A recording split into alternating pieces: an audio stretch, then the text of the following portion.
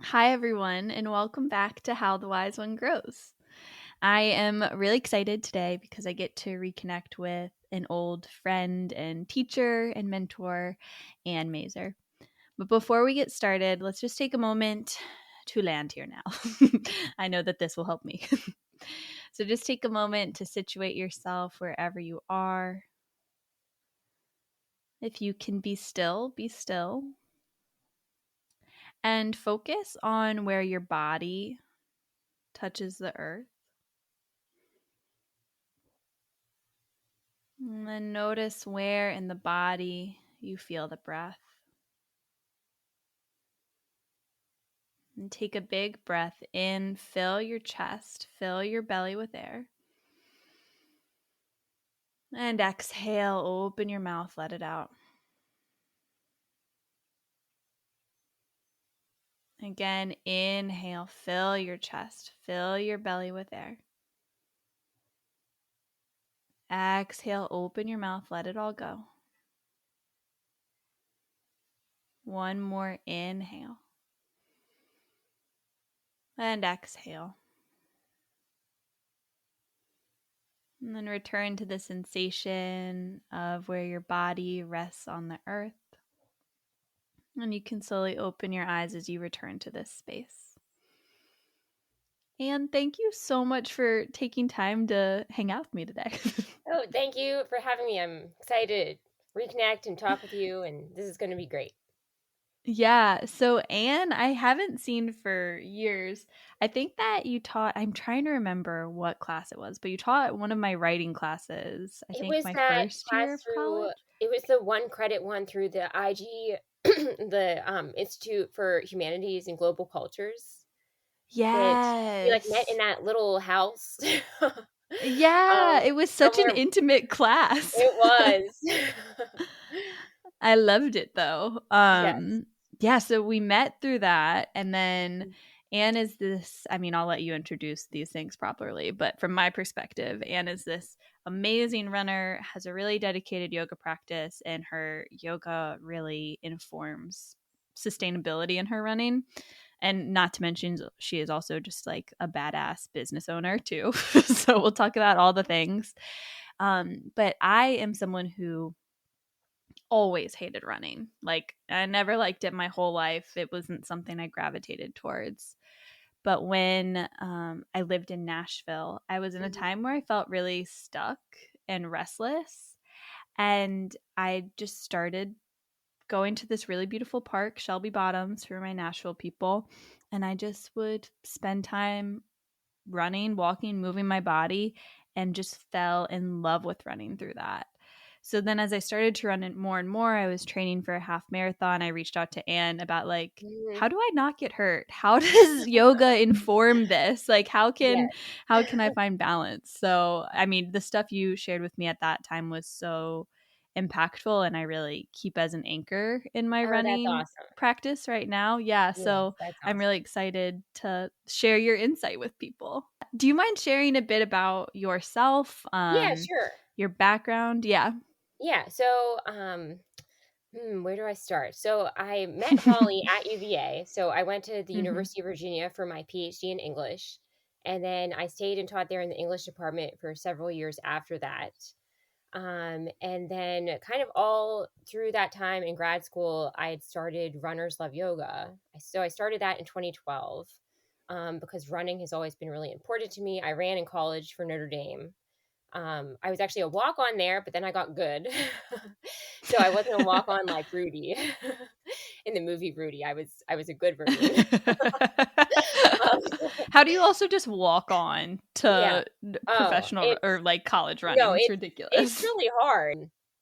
So I came here for my PhD in English, and I thought I was going to be an English professor, but I kind of had this plan B side gig, which was Runners Love Yoga. And I had a friend from high school who had just graduated from film school in Boston. And I was like, one of my running friends was like, you really need to make a DVD so that I can do I yoga with the have that old, DVD yes, the somewhere OG, in my the archives. OG DVD. She's like, you have to make a DVD because I want to do yoga with you every day. And I really like doing yoga with you. And I was like, oh, this is a great idea.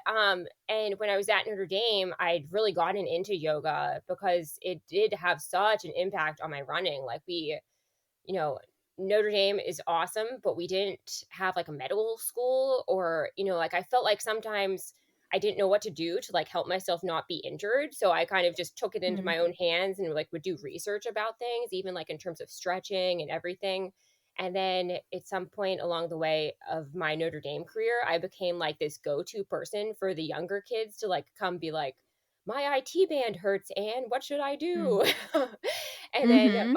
my college coach put me in charge of leading team stretching, which I like kind of joke that it was because I was taking forever doing my own stretching routine that I think he thought like, let's just put Anne in charge of this and then everyone will do it and maybe it'll speed her up. But then Mm-hmm. like we had way fewer injuries that year. So I was really, that was my senior. Wow. Yeah. So that was my senior year. And then I heard that like years after that, they kind of tried to keep up with my particular stretching routine, which made me really happy. That's Um, amazing. but my Notre Dame teammates were like, Anne, you should be a yoga teacher. So I got certified in yoga right the summer before my PhD. And You just decided to keep yourself completely busy all the yes, I time. pretty much did. But I feel like getting that yoga certification was so crucial for my PhD. Mm. Like I Yeah. graduated fastest of anyone in my cohort. I felt like I was a Wow. lot less anxious.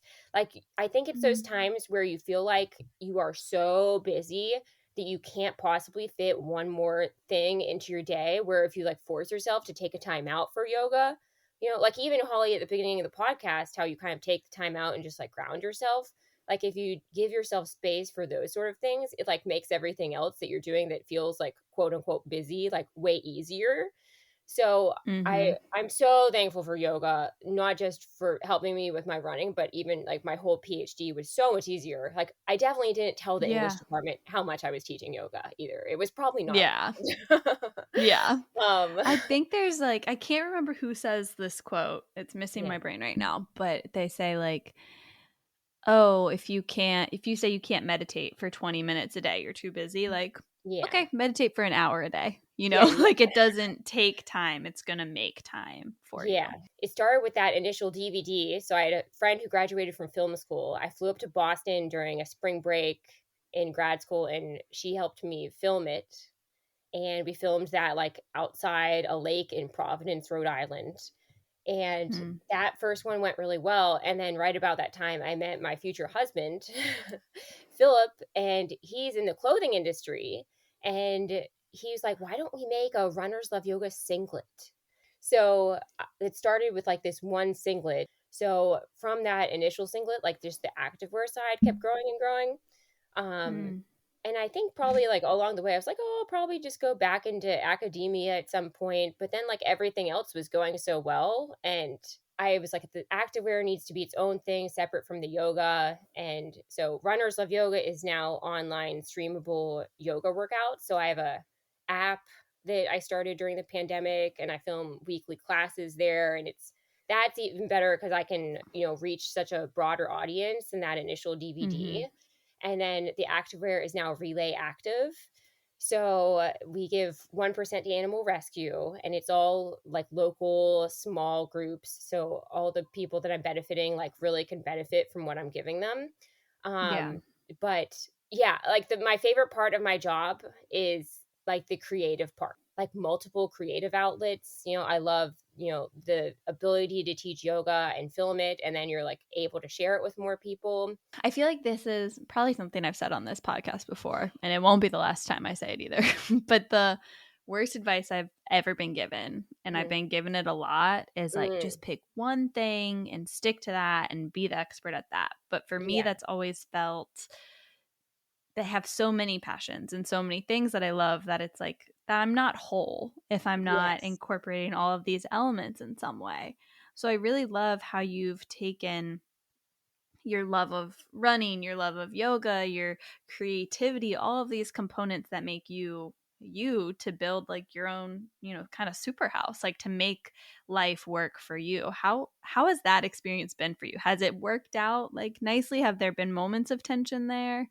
Um, That's such I really like that you bring that up because I feel like that is so true that especially nowadays, like even children, it's like pick your sport, child, and then you can only do that sport. Yeah. Or like on Instagram, there's all the advice like to niche down and like only be Yeah. one thing on Instagram and then the algorithm helps you out. And I'm like, but I can't do that Hmm. because But I I'm like not an algorithm. I Like like I'm a all these person. things. So Hmm. yeah, that's always been interesting, I think, for me. Like even in the whole academic thing, like I was in academia for 10 plus years, and Hmm. I've sometimes felt like there was this expectation that you couldn't be anything but an academic, which was not me at all. Um Hmm. yeah, I think you're like this too, Holly. So I understand why you relate to this too. Yeah. It's yeah, it isn't always easy because I think a lot of people do kind of specialize in one thing, and then you're like, "But I do 5 things," and Yeah. I don't know, it makes it so much more fun and exciting, so I kinda don't worry about, like, I guess, what other people might think if I'm doing quote, unquote, "too many things," like, I'm Hmm. having fun, so who cares? Um, Yeah. it is definitely sometimes kind of stressful because you are kind of balancing a lot Hmm. of different avenues, but that just I don't know, a small price to pay, I guess, for being able to also, like, have fun with so many different outlets. Um, Yeah.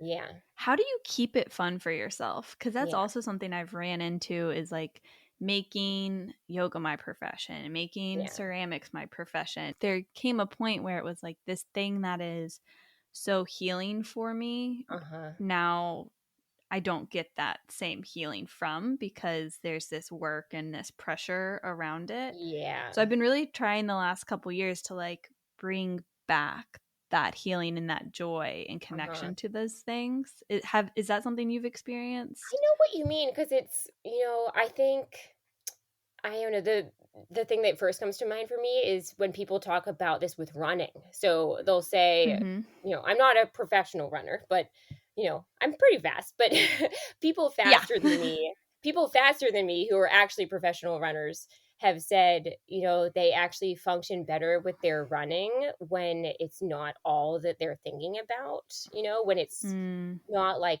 their running is their only work, like, they'll do better when they have a side job or something so that it takes their mind mm, off of it, or they're more relaxed in their approach to running because they don't, in a way, have all that pressure on themselves.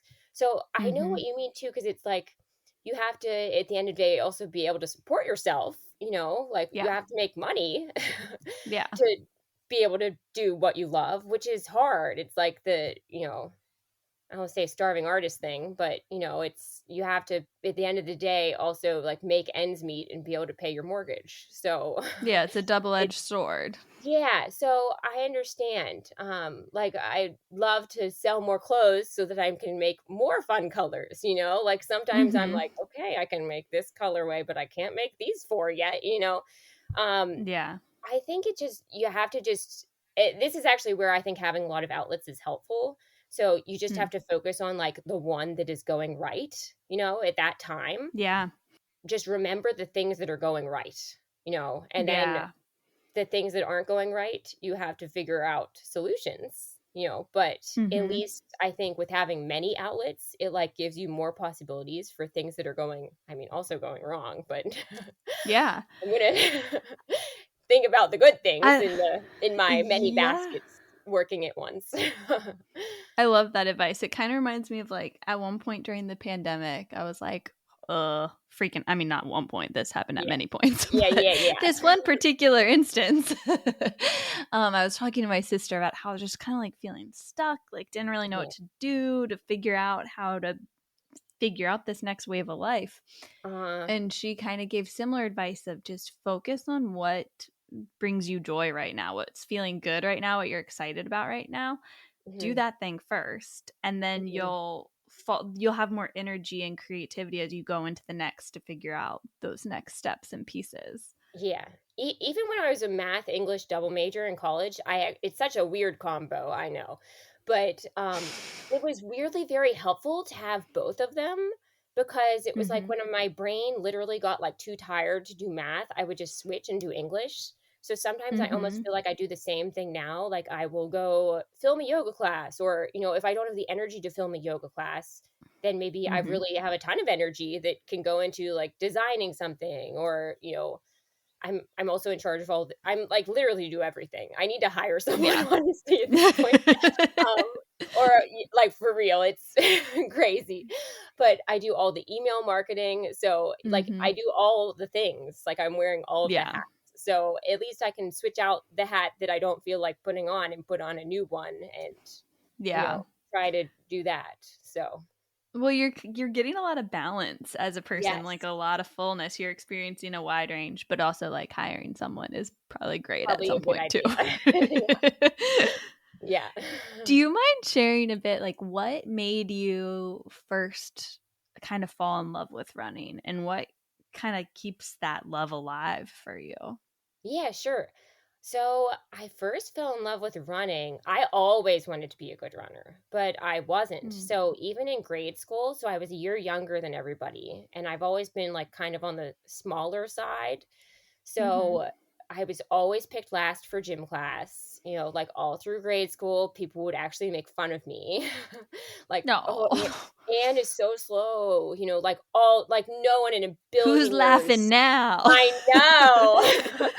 Yes, I know. So, like, literally was Mhm. picked last for gym class, like kindergarten to 8th grade. And Mhm. I went to Catholic school, and even in second grade, I still have this journal that I would write. We would write this journal. I love that they made us do this, by the way. But Mhm. we would write like, "Dear Jesus," and like you could tell Jesus anything. And I would always tell him about the books I was reading, which I think is hilarious. And then I would tell him Yes. like, "Dear Jesus, could you please help me to be faster on the playground, or like you make me faster, like so I actually wanted to win a ribbon at field day in the 100-meter dash." Wow. Like, but lo and behold, I was not a sprinter. Like that was probably never going to happen. Uh-huh. So I never won, my ribbon at field day. But then in high Mhm. school, I started running cross country. I had started swimming in 6th grade. So swimming was my first Okay. sport, and like the first sport that I really fell in love with. And I love swimming. I still love swimming. I swim like almost every day. I love being in the water. I think like the water is so therapeutic. So I started swimming Mhm. in 6th grade, and then I started running cross country in high school, and I found out that, like, kind of surprise, surprise, I was actually really good at this. So Mm. when I was in high school, too, like totally different crowd than my grade school, and we would run these warm-up laps around the high school and before we go off on our run. And I just remember like loving this because I was then known as like the fast girl, which was new for me. Nice. And I would be like running, like beating all the boys like during the warm up, like without Yes. trying. And then everyone else in Mhm. the school is like out there at front waiting for their buses. And I'm like, this is so like, including You're a like, "This is couple my time people. to shine." Yes, including people who I went to grade school with. So I Mm. I think like just honestly in high school when I found out like surprise, I'm actually really good at running. um Mhm. it was just like I don't know, almost like sweet revenge against like everyone who was mean to me in grade school. Yeah. Yeah, it was great. So it's fun to be good at something. And Mhm. it was something I always wanted to be good at, but was like not, unfortunately not good at. I also love what you talked about when you said how you got into running because I Mhm. love being outside. So I think a big part of, especially now, my joy in running is, like just being outside and exploring. Yeah. And I can tell you I haven't been on a treadmill in like more than a decade. Like I just refuse to run Yeah. Can't run indoors. on a Like treadmill. Yeah. I just don't do that. Like I just go to the Yeah. swimming pool at that point if the weather's that bad. Yeah. But I love being outside. I feel like that's like my outside time. I spend so much time Mhm. on the computer, like doing other things that like I just need to be, and I think of good ideas when I'm running. So Yes. it is part like meditative somehow for me. I give my brain a break from everything. I don't bring my phone on my run most of the time. a hundred It's percent. yeah. So it's a nice break from the craziness that awaits me when I return home. Yeah. I feel like there's a really interesting parallel that comes in with your success with running, Mhm. because that relates to your professions too. Because to my understanding, and correct me if I'm wrong here, but it seems like such a key component to the ways you've excelled in running. And right, like I think if I'm remembering correctly, like you really started to get better at running when you left college. Like that's when you started to get your fastest times. And Yes. it seems really interesting to me that it's like by not just focusing on running alone, by incorporating yoga, by Yes. incorporating swimming, by having Uh-huh. like a really full, seemingly balanced life, that's how your body has succeeded too. Oh, 100%. I would so yeah, you're totally right. So I all my PRs are from after college, and and most of them are pretty recent too, like within like the past 2 years. Um and I looking back on my college self, I guess what I'm trying to say, my college self would be shocked and would not believe that I'm able to run as fast as I am now doing the workouts that I'm doing or actually not Mm-hmm. doing. So Yeah. yeah, my training is definitely very unconventional, and I think I'm proof you just have to find like what works for you. Like I'm literally not doing any running workouts except for races. And Mm. I mean, long runs if you count just like going the distance. So, Mm-hmm. yeah, and then I'm just doing like swim workouts because I like swimming and I really Mm-hmm. like swim workouts. They're fun. And Yeah. I'm doing yoga. So it's this weird like trifecta of things that I found works for me. And I'm running definitely way less miles than I was in college. So, in college, I don't know. Depending on who you would talk to, they would say I was low mileage in college too. But I would get to like the low 60s in the summer, which I think that's a lot. That's a lot. That's a ton. That's a Yeah. ton. A And week, right? You're talking yeah. about a Yeah. week. So I'd be Yeah. like in the low 60s for, maybe a month in the summer. And then in college, I was definitely like upper 40s, low 50s most of the time. And I think for this last marathon cycle, I like barely hit like maybe like 43 or 44 or something was my highest. But like Mm-hmm. in general, most of the time I'm in the 30s. So, and Mm-hmm. that's easy, but For you. yeah. But Yeah. what I So, think is really cool is it seems like resting has been yes. a such key component of your success as well. Like that's do you mind leaning into that a bit? Yeah, sure. So, well, after every marathon, some people are like shocked, but I take 2 weeks, I don't run at all, and Love that. I feel like in college, my like mental state about that would have been a lot more anxious. I've been like, oh my God, I'm like losing all my fitness. And I think part of that is just like you're getting wiser as you get older and like the more I've Mhm. trained, I know that like my fitness is not going to just evaporate overnight. And Yeah. rest is just such a key component of every training cycle. Like it kind of makes sense. Like you don't go out and like blast every single run that you're doing every single day. Like within the Mhm. weekly cycle, you have days where you're going a little easier or, um, yeah. So even seasonally, like building in those periods of larger rest, I think, I'm 37 now. I like to think I don't look 37. You But don't. I did have someone like every semester, Holly, someone's like, "What year are you?" And I'm like, "Yes, I still I Still still got have this." it. I can trick somebody. um so yeah, I think and honestly, I think I'm taking my day-to-day runs a lot easier than I was in college. Mm. Like and I think as you get older, that's even more important too. So I'm like going out and on a run by myself, I'm keep in mind I'm racing at like 5:30 to like low 6-minute pace for pretty much any distance. But when It's I'm going out amazing. for just a regular run by myself, I'm doing like 9:30 pace. I'm taking my time. Mm. And I think I don't know. I'm just like That's really listening to my amazing. body. I would probably think Yeah. I'm really slow comparatively if I didn't race. I don't know. I'm not sure. So when you race, is that really like the time that you're you're like, all right, now I'm running fast. And Yes. Yeah. that's I like think the I only just, time you train that way. yeah, that's like, I think I probably should, I don't know. I've like thrown around with like, maybe I should actually be doing some speed work. Like maybe I'm really fast and I just don't know. Or Mhm. Or maybe maybe this is working for you. Maybe rest yeah. is the key. And I mean, like you've said in the past, like this rest, this diversity of movement has helped Hmm. prevent injury so Yeah. much. Oh, And that, 100%. Yeah. and if it's like, I take 2 weeks off after a big race, but Uh-huh. then I don't have to take like 3, 4 months off for an Exactly. injury, like you're Yeah. going to keep your endurance and your skill sets growing so much more. Yes, 100%. Yeah, it's, I'm going to knock on wood here, but it's been a long time since I've had any kind of, I've probably had like, I don't know, 2, 3 injuries like that max in like my past 10 years Hmm. of running. Like it just, That's crazy. yeah, like sometimes they are a little inevitable, like you fall in a Yeah. hole or something. Yeah. but Happened but to me the other week.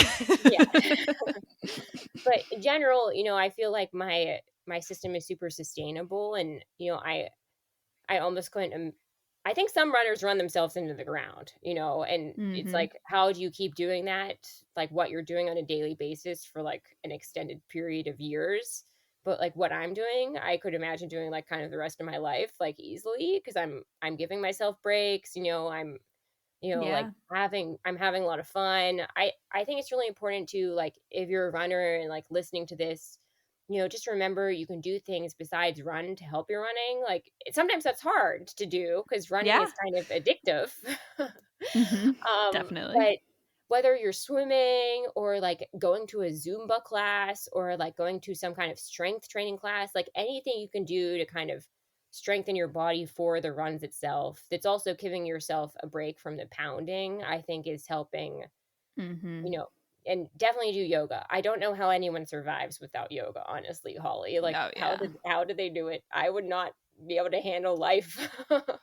Yeah. So, yeah. If you are a runner or someone who loves movement, or you just love some athleisure wear, we have a special offer for you. Anne of Relay Active is offering How the Wise One Grows listeners 15% off your first purchase. Not only will you look good, but you'll also feel good when you're rocking your Relay Active gear because your purchase supports a small woman-owned business and helps to support local animal shelters. So if you want to get your own Relay Active gear, they're bright, they're colorful, they're vibrant, they're comfy. Use the code all caps WISE1 at checkout for 15% off. And there's a link in the show notes that you can click as well. You talked about like, this key component of rest. And like, I think because you've kept rest and like joy in the Mhm. heart of your running, that's what keeps you like going and succeeding and excelling in it. Do you Yes. feel like you apply that same mindset to your work? Like, do you feel like you give yourself breaks with that, even when there's like the millions and millions of things you have to do as a one woman show running like these businesses? How do you bring in that rest? Uh-huh. And then I want to go into yoga, but let's talk Okay. about that rest a little first. Yeah, that's sometimes hard because I feel like Mhm. if you're wearing a lot of hats, it's kind of what I said before. It's like maybe this part of your brain that does these things, that part is tired, so then you switch and you do something else, and that part of your brain Mhm. feels like I'll feel fresh. It doesn't feel like I'm like running myself into the ground, It's kind of like cross training. Yeah. So I think that both like helps me like weirdly rest while I'm doing things, but then I also am like, Mhm. whoa, I actually need to like rest. Yeah. And that is hard. So I don't know. I think I've tried to really just like s- take time at the end of the day where I'm like, okay, we need to just shut things off. You Mhm. can't be looking at your computer at 12:30 at night, like let's Yeah. go to bed. Or, I've been really conscious about giving myself space where I'm not doing anything work related at night. I actually think my cats have been Yeah. helpful for that. Like my cats like make me Yeah. appreciate the little things, like they're Yeah. so cute. The But they'll like best. they'll be like looking at a bug, and I'm like, wow, that bug is pretty cool, you know? I should look at that bug too. Yeah, exactly. So that I think is something that is definitely really challenging though, especially in this day and age. I feel like in this like TikTok driven era, people are very like even more go go go attention deficient than, like Mm-hmm. 5 years ago. And we're supposed to somehow like just be robots and just not stop. And I don't Yeah. know. My husband also works from home, and I think he's even more of a workaholic than I am. He doesn't do Mm. yoga, even though I've tried. So I feel like having him next to me and I'm seeing him work too much, it makes me be even better about like, okay, we both need to take a break, and I'm going to force you to Mm-hmm. take a break right now. And, So that'll so force me too. yes, exactly. Yeah. So what role has yoga played for you? Like beyond, because, right, I can see a lot of runners, particularly, Hmm. being like, seeing, oh, yoga is stretching, but Yeah. they're different, right? So Hmm. how do you, how did you find the difference between stretching and yoga? And then how has yoga asana and the whole practice of Yeah. yoga informed your running and the way that you navigate your work life too? Uh-huh. Well, I was thinking about this question because this was on your list beforehand, and I'm like, Mm-hmm. what are the differences between yoga and stretching? And I mean, the obvious one is like the mind body, like stretching is just moving your body, and then yoga is, Yeah. you're like moving with your breath, you're like stretching, with your breath, you're like thinking about the whole thing. And I think it's really just the main difference is almost even like the body awareness that comes with it, Mm-hmm. like with the whole mind body connection in yoga, in stretching, I feel like, and I also think when I was thinking about this, that it depends on how you stretch, right? Like, I think there's probably some people who stretch who are actually doing yoga and don't know that they're doing yoga, Mm-hmm. you know? Yeah. Um, when I very first got into yoga, this was in high school, and I would just go stretch in a room by myself, like to a Destiny's Child CD. And Yes. I was like, that was what I would listen to. I had a Destiny's Child CD, and I would put Destiny's Child on and just go stretch. And I did it because I thought it would Mm-hmm. help my running because I was at that point not flexible. And, Mm-hmm. in looking back on that, I was, quote unquote, just stretching, but I really was like, and maybe this is just something to do with like how I am as a person because I'm super like reflective and I don't know. But I think when I was just stretching, then I actually was doing yoga because I was like by myself. I was like really taking a time out. Like I loved my stretching time. Mm-hmm. So I was kind of already tapping into the whole, you know, sense of peace that you can gain from yoga and a sense of way more fine-tuned body awareness you can get from yoga just by like taking that time out. So I Mm-hmm. think a lot of it has to do with your approach to the physical movement and what you're doing. Yeah. Yeah, the mindset and intention there is such Uh-huh. a key component. Yeah. And then does the mindset and the practices you've gained from yoga, is that something that's helped you like achieve these big goals, getting your PhD, running these Oh yeah. crazy races and setting these big goals? Does that play a role?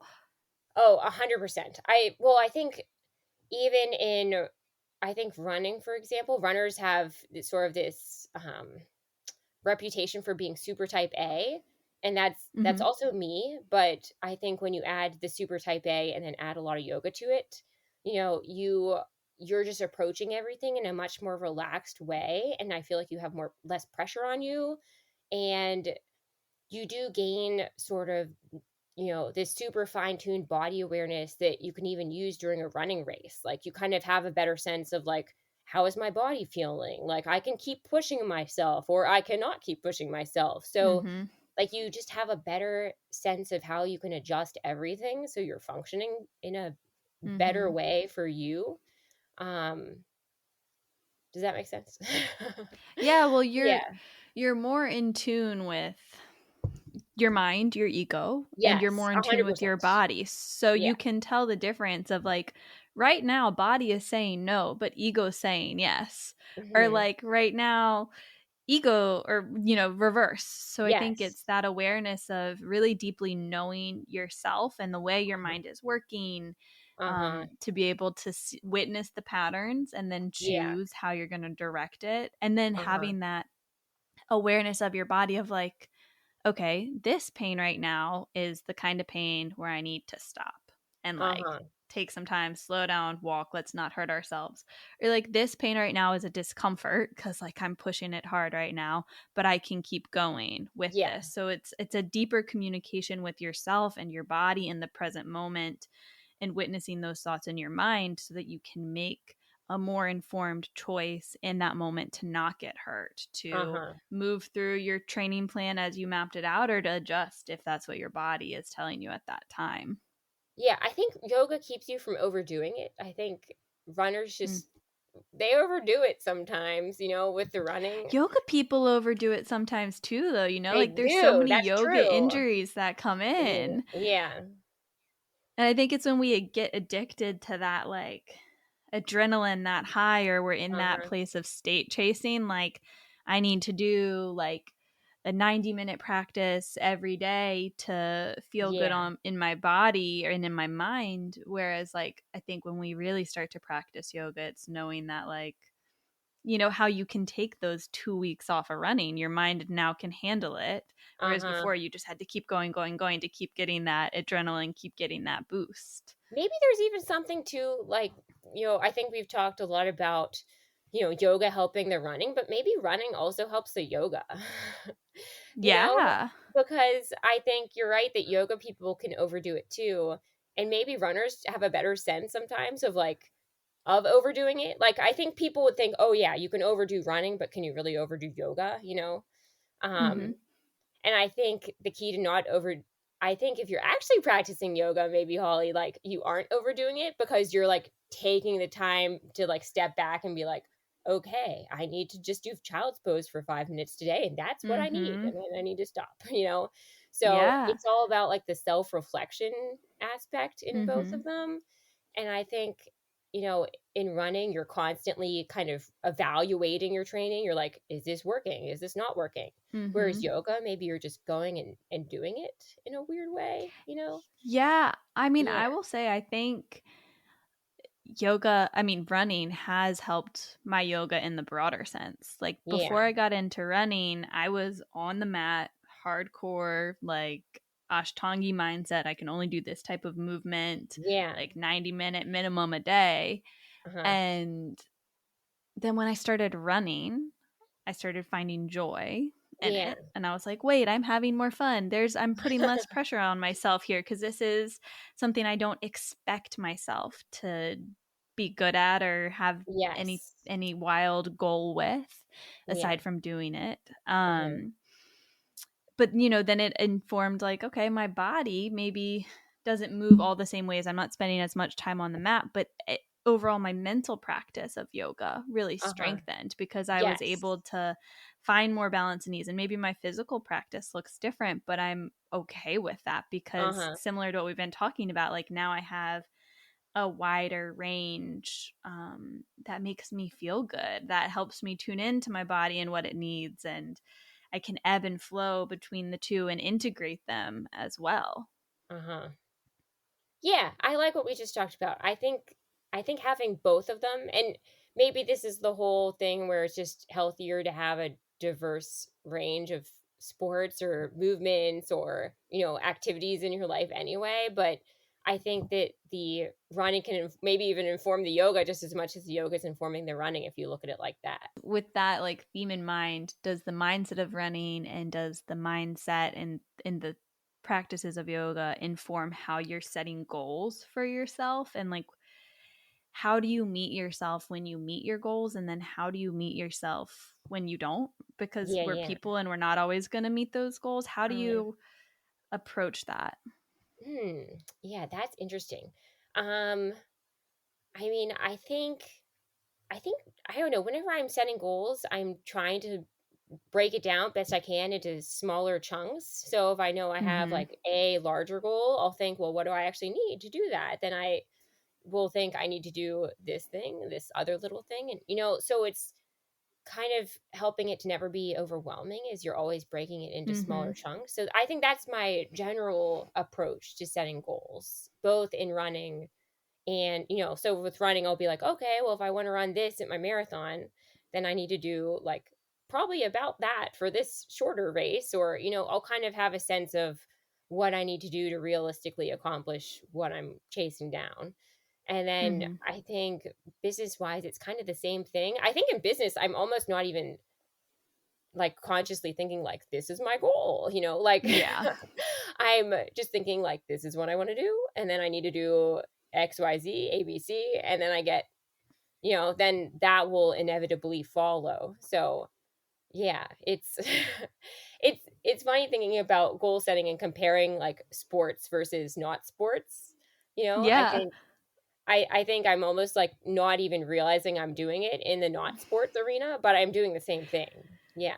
Yeah, it's probably just so ingrained with the way you approach everything Yeah. that I like think you're right. it just flows with what you're Yeah. doing. Yeah. I think it's I don't know. And in terms of, when you meet your goals, I don't know, I'm just a happy camper after that. And then, Mhm. and then you take a break, give yourself a pat on the back, and then you go chase something else down. I think it's definitely harder when you don't meet your goals. You then have to take a step back and be like, what went wrong here? Mhm. What, but try not to beat yourself up. It's Yeah. I think people are hard I on themselves, me included, but I yeah, you think can't that tell them element it. is so key. You have to have like some fierce self-compassion there. Like I'm not going to beat Yes. myself up about Yeah. this, and because I think often we think like if I'm hard on myself, then I'll achieve the goal. But if I'm soft Yeah. on myself, it's not going to happen. But Yeah. Dr. Kristen Neff talks all about compassion and how that Mm. increases our willpower and motivation. So when we can be really like gentle but like nurturing and in a Mhm. strong and powerful way with ourselves, and we can keep working towards those goals and those big things even when we don't meet it in that initial moment. And I think Yeah. that's really cool about what you say about how you have like an overarching goal, but then there are all these baby steps along the way. Like it's more Mhm. of these bite size things that you can achieve, and then if you don't, it doesn't mean like you fell down the ladder. It's like, okay, Uh-huh. now just move over here and like we'll start working this way, and maybe the end looks a little different, but the whole thing isn't a wash like that. Yeah. And I think that's where yoga can come in too, is like that psychological flexibility to adjust your goals as you're moving through it. Yeah, and I think it's also hard if you don't meet your goals, not even just beating yourself up, like that sort of thing, but you're disappointed. So, like, how do you get Mhm. over being disappointed? So sometimes you have to just give yourself this space to feel bummed out, but Yes. then like make sure that you get out of that space and remember that there's things you can do so the next time it's different, and it Mhm. turns out just how you wanted, or better than it just went. Yeah, 100%. I think I really appreciate you naming that, like holding space to like kind of like mourn that loss of like, man, Yeah. I worked really hard for this thing and I didn't get the result I wanted. Like, let Yes. yourself feel that disappointment, Yeah, because I but think don't that let it's that actually, disappointment stop you. yeah, you don't want to feel guilty for feeling disappointed, which I feel like is how Mhm. like we're almost trained to feel. Like sometimes you're supposed to move out of that space so fast, and I'm like, no, I'm Mhm. actually bummed out. Like let me be bummed out for a day, and then Yeah. I'll make sure I get out of it. But let me feel this, and then I can move on. So Yeah. And yeah. that's probably like where the mindfulness and yoga comes in too, like feeling that discomfort, not resisting it, Yeah. and then continuing on. Yeah. What advice would you give someone who is into yoga but Uh-huh. not into running, who maybe Uh-huh. wants to start running, and then someone who's a runner but isn't interested in yoga, how to start incorporating Mm. yoga? Oh boy. So let's see. We'll start with the runner who's doesn't do any yoga first. So I I mean, I just think like if you're a runner, you have to be doing yoga. It's going to just make your career in running so much longer. Like if you're already running, you love running.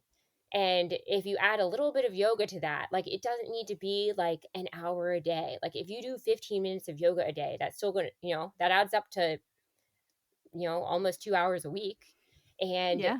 it just makes such a difference in how you're going to feel in what we're going to call your primary sport. So if you want to keep running, you need to do yoga because it's going to let you keep running. And Mm-hmm. you're going to just feel healthier and stronger and faster and more flexible, and have, start to cultivate that mind body awareness that we're talking about, that just makes you like a more adept human being at dealing with everything. So Mm-hmm. um running can be really challenging, and I think it's so helpful to have yoga in your toolbox to meet all of those challenges, whether it's like you have to take a break because you're injured, which hopefully yoga will help you to not have to do that. Mm-hmm. um or you just, from the mental side of everything, like I don't know why anyone wouldn't be doing yoga. And then the other thing I'll say is, I've sometimes heard from people who they're like, oh, I tried yoga and I didn't like it. Like, you need to just find the teacher that's right for you. Like, there's a teacher out there for everybody.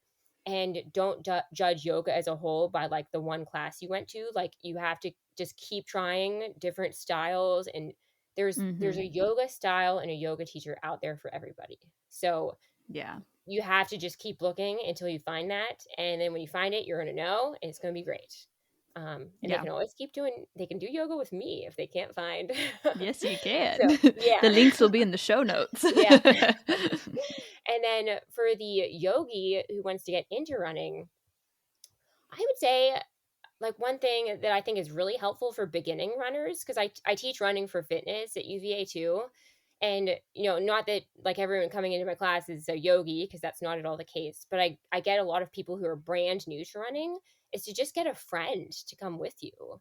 So, Mm, if you have company, I think so much of what's fun about running is that it's also social, the training, at least, like there's plenty of people who run by themselves and they love that. And, I also run by myself, but I run with my friends, and my runs with my friends, it's like, I don't know, I don't want to call it therapy because it's not therapy, but you're it's, hanging out. It's yeah, like it's fun. Like I I can wake love a up. friend I can run with. It's my Oh favorite. my gosh. Like, and you'll talk about deep stuff with somebody if you're running 10 Mhm. miles with them.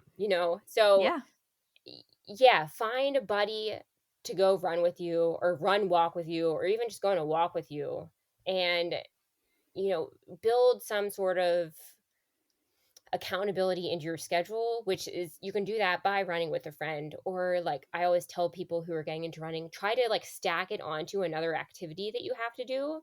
So if Mm. you have to be like at some place in the morning at a certain time, run right before that, so that's when you like have to do your run. Or Mhm. bring your running clothes and your shoes with you, so you know run after work. I think that's harder though. Mhm. 'Cause you're Yeah, it tired. is. Yeah. Yeah, so, and remember, like, you don't need to be running 30 miles a week right off the bat. Like, you can run 3 days a week and go out there for like half an hour, and walk as long as you need to. So I think, it's important to remember, like, you can do running your way, and you don't need to be doing a ton of running to be a runner. Yeah, Yeah. definitely. And then one final question is for people who say that they just like don't like exercise, they don't like movement. Like what would be a good stepping stone? Like what would be a why? There's Mhm. the obvious whys, but like Yeah. what is something maybe deeper of like why should someone be curious about incorporating more movement into their day?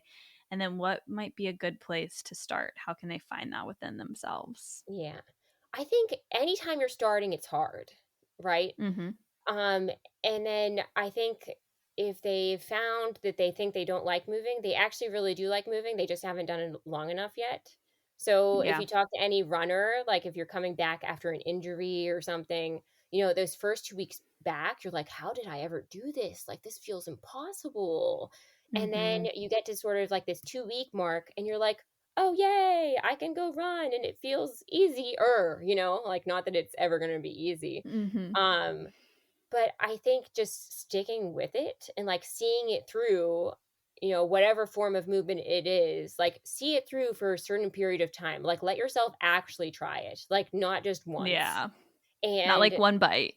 yeah, not the one bite. Let's have Mhm. the like a third of the pie or something. Yeah. And then evaluate like whether you like it or not. And you'll probably find out you like it. Like there's a certain amount of tricking yourself that goes into exercising sometimes, you know. Mm-hmm. Like I don't know, like during grad school, I'd be really tired and I would tell myself like, okay, I'm going to go out for like just a short little run, like 15 minutes. And then like before you know it, I would have run for like 45 minutes, you know? So I think Mm-hmm. sometimes the hardest part is also just getting started. So just like give yourself, like set yourself up for success, you know, like make sure that it's at a time of day or a time of the week, or, you know, like do the little things that it's not going to be easy to just like skip whatever it is that you're trying, and then allow yourself to Yeah. like really fully try it and then evaluate whether you like it or not.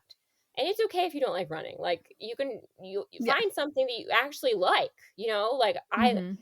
I love swim workouts, so I do swim workouts. Some people would think that's crazy, but I like the swim workouts. I think they're a lot of fun, and I like just feel so empowered after a really hardcore swim workout. But I don't really like running workouts, so I just don't do them. Mm-hmm. And you know, like if you just do the things that you like, it kind of works out anyway.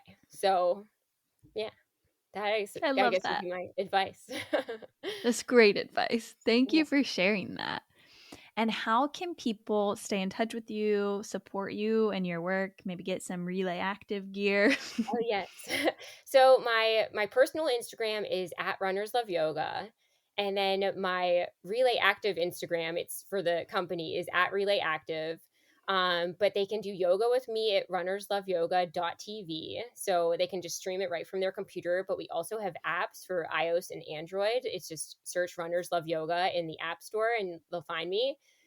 There's like almost 300 yoga classes in there now, and I have a 16 class yin course in there. It's amazing. I have it all sorted into little categories so you can find exactly what you're looking for. Like go check out Relay Active. It's relayactive.com. And they'll find all sorts of awesome active wear there too. Awesome. Thank you so much. Thank you so much for taking the time to listen to How the Wise One Grows today. If this podcast has been impactful in your life, can you support it by following and subscribing to this podcast on your favorite streaming platform? This will make sure you never miss an episode. All you have to do is go to the show page for How the Wise One Grows and hit the plus or the follow button in the top right-hand corner. While you're there, go ahead and leave a review, preferably a 5-star review, and share an episode with someone you love in your life. And if you want to support even further, you can join the How the Wise One Grows Dream Team and become a part of a group of magical people who support this podcast every month. And you'll even get a special shout out in an upcoming episode. Until the next time, let's keep taking it one breath at a time.